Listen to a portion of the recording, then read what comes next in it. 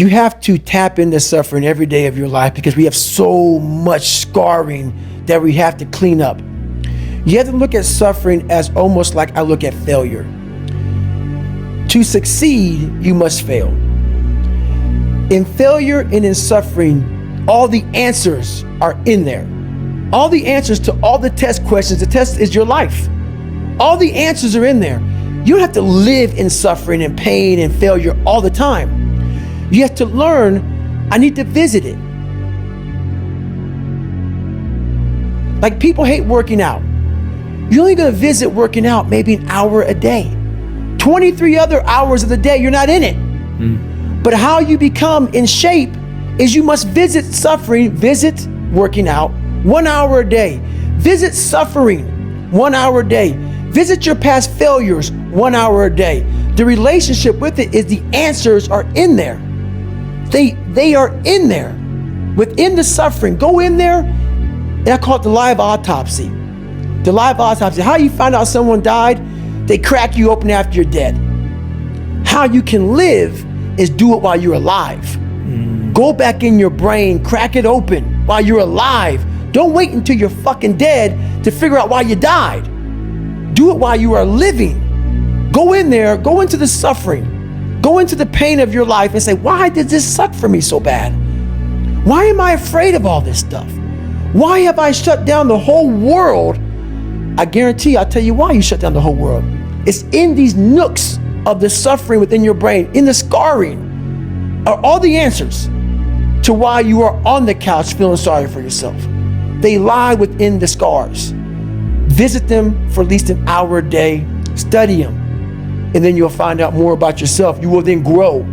So don't look at it as every day I suffer. Go into it an hour a day. Learn from yourself, learn from life, learn from your failures, learn from your insecurities, learn from your self-doubt. Don't just say, I'm afraid to jump off an airplane. What makes you afraid of it? Study it. That's why I studied my mind. Why I became so powerful in the mind is because I realized I was weak. So instead of running away from the mind, I dove into it and said, what is making me weak? Oh, this makes sense. I came from hell. I came from a place that beat me down to nothing, which is why I'm afraid. All this makes sense.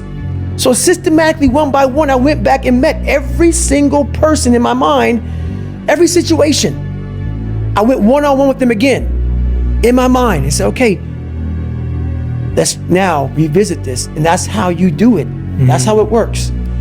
The first thing I do is I want to know the person, because there's so many people right now doing exactly what we're doing. What turns me off so badly is I see so many people out there trying to motivate people, inspire people, help people find what's gonna drive you. I see all this shit.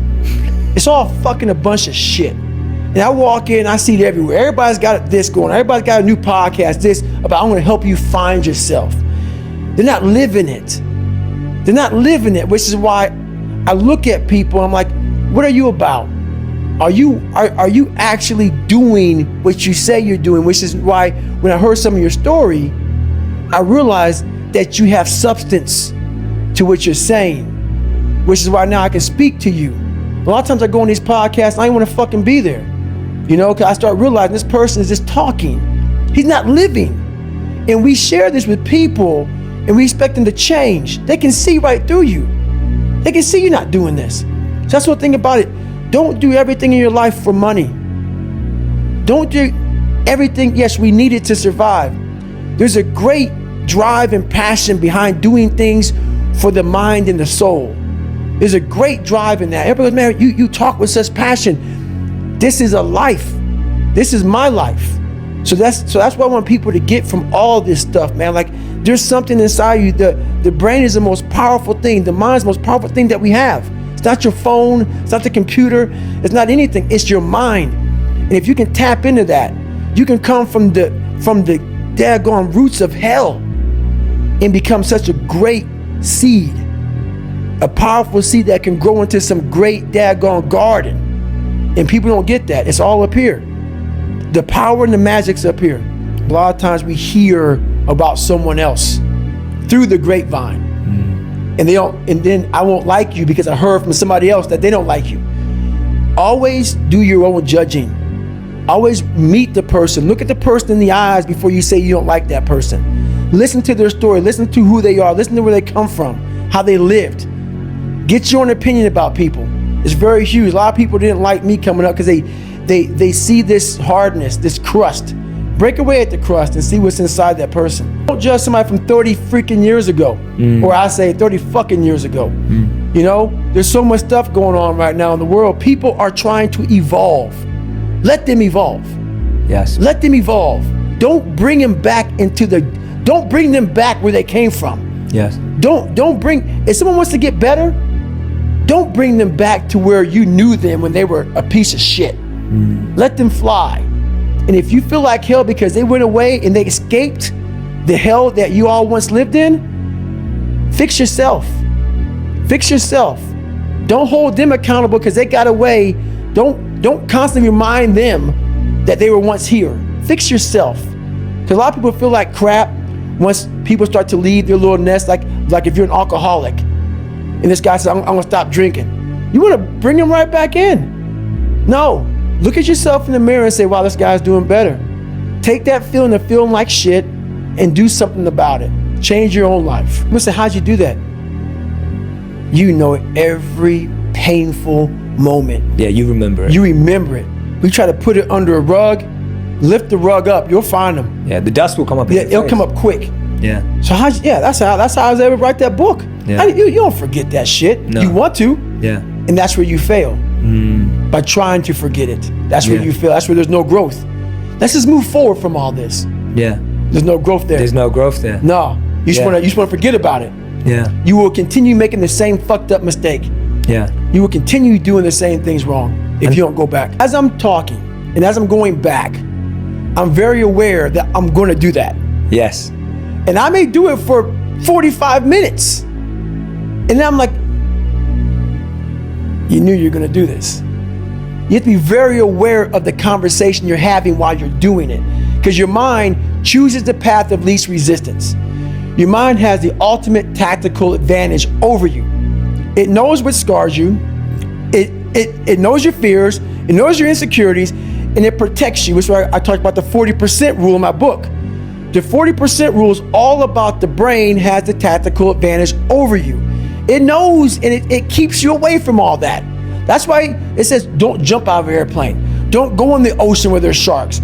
It's a protective mechanism. Don't go back to the place where your dad beat the shit out of you in your mind. Don't go back. The brain protects you, but protects you so much, it doesn't allow growth. So the brain is an amazing thing, but the brain controls you. You must control it.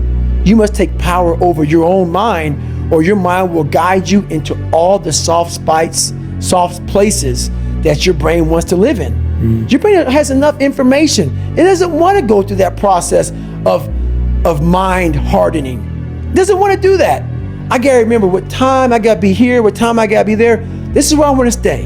I'm peaceful. It wants to stay very peaceful and away from scarring. So that's what it is, man. That's where you find yourself.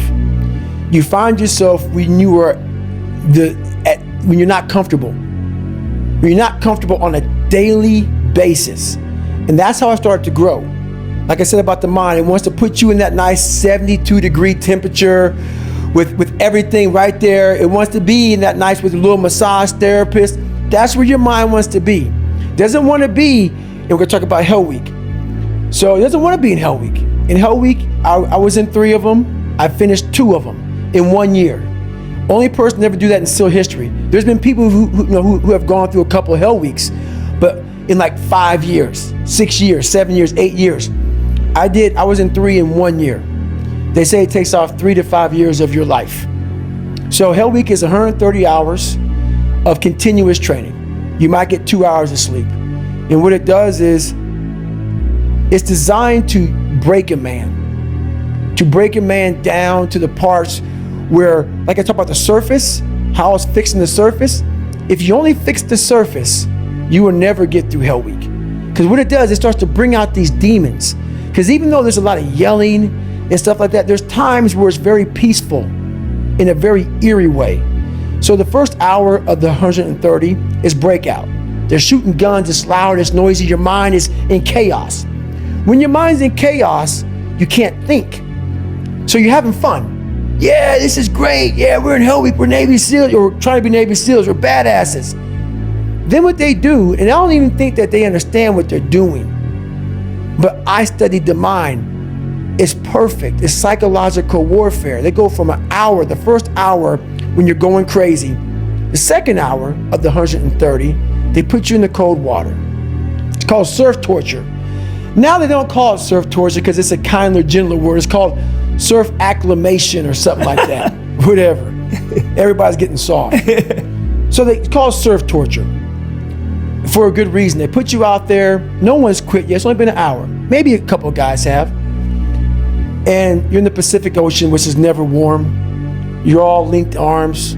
You're sitting there and the waves are crashing over you.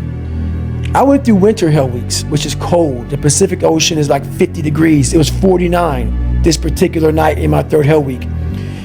And what it does is it makes your mind flip out. We've been doing this now for 3 weeks, being in this water. But for some reason now, the water is colder than it's ever been. It's not. Our minds are fragile. We can process a day. It's hard to process 130 hours. It makes us feel like shit. It's a constant reminder of where we're at in life. When you see people start to, even this one person, let's say you have a group of 10 friends, best friends, you guys party, smoke weed, drink, you guys are just 9-to-5ers, making minimum wage, we're just getting by. Like Good Will Hunting. Mm-hmm. You watch that movie? Yeah, absolutely, love it. That guy wanted to stay there. Matt Damon wanted to stay there. You know? Ben Affleck was like, no, man, get the fuck out of here, man. That's the kind of people we want to be around. And those people, very few people like that exist in those crowds because you are a constant reminder of who they are now. This guy got out. Now, every day I wake up thinking, God, I'm a piece of shit. I'm a piece of shit. But I don't have the courage and the strength and the self-discipline to do what he did. So it's a constant reminder, I don't have the courage, but you do. You do have the courage. You just got to find it. There's no end. There's no end. So the mind starts to ramp up. So you're sitting there, it's quiet, no one's yelling at you, you hear the ocean, and you're freezing. And your mind goes spastic, starts to think, I have another 129 hours. You're not going home, you're getting yelled at, you could be frozen. So you panic, you freak out, and you want to quit. What I realized about the mind is those people who can be in that time and embrace that time and be in that moment, and now you're not going home, you're getting yelled at, you could be frozen. So you panic, you freak out, and you want to quit. What I realized about the mind is those people who can be in that time and embrace that time and be in that moment and not allow the mind to go to 129 hours on hour one. It's the control that we don't have in our minds. It's the control that you had to have for 3 months when you're miserable, when you're suffering, when you're laying on the floor, when you're doing all the disciplines it takes to be a monk. You cannot think about the whole process. It will make you, what I realized about the mind is those people who can be in that time and embrace that time and be in that moment and not allow the mind to go to 129 hours on hour one. It's the control that we don't have in our minds. It's the control that you had to have for 3 months when you're miserable, when you're suffering, when you're laying on the floor, when you're doing all the disciplines it takes to be a monk. You cannot think about the whole process. It will make you, it will make you so insanely crazy. It's impossible. It's inhumane what I'm about to do to myself. You have to be able to break all these big, humongous, painful things in life down to the smallest molecule, because that's all the brain can handle. The brain can't handle hours and hours and hours of suffering, but it can handle right now. I'm in the Pacific Ocean and it's very cold, and this is what I'm doing. Don't think about the rest of it. So that's what I learned from Hell Week. That's what I learned from being in 3 Hell Weeks. That's what I learned from all the military. I went to Ranger School. I went to all these different schools to learn all of that, to learn how the mind processes. So I talk about theorists, I talk about practitioners. A theorist is a person who reads a book, doesn't do it, reads a book, learns about something, and then talks about it. A practitioner is myself. A practitioner is a person like me. I wanted to be an expert in the mind, a mental toughness guy, beyond mental toughness. The only way to do that, in my eyes, is to put yourself in hell. Put it in hell repeatedly. Repeatedly put yourself in hell and study how you process it. And that's how I was able to come up with all these different ways, all these different tools to slow the mind down in hell. Because the mind just speeds up. The mind wants to get out of the painful situation, the suffering. It can't process it. So that's what I realized by going through all these different processes of being in hell weeks. I was there's some times where the mind gets overwhelmed and you cannot slow it down. But by these certain tools I developed, by not allowing your mind to get away from the moment. You have to think about the exact moment that you're in. But I saw when I was younger, the moment became too big. When it became too big, I spazzed out and I would quit. But now I don't think about even like an hour from now I'll be eating. I don't even go there. Because then your mind, no, we must embrace this, because now you have to be a leader in this moment. It's not about you just getting through it. I had 5 guys, and 6 including me, in my boat crew. Now I was the boat crew leader. So now another trick is this: if you don't think about yourself, there's no pain. Which can also lead to pain later on in your life. But in these moments when you're struggling, if you are a true leader and you're worried about your men or women beside you, your mind doesn't care how cold you are anymore. Your mind's only worried about taking care of the men and women beside you. So I started realizing, man, if I take care of these cats to my left and my right in the worst moments, my mind is no longer thinking about, you're miserable, David Goggins, get the hell out of here. You're thinking about, how was John? How was Andy? How was Sam? How was Pete? Hey, how you guys doing? You're not thinking about me. So there's so many things you can do to get outside your own head to then allow your body to just be like, hey, we're just a machine.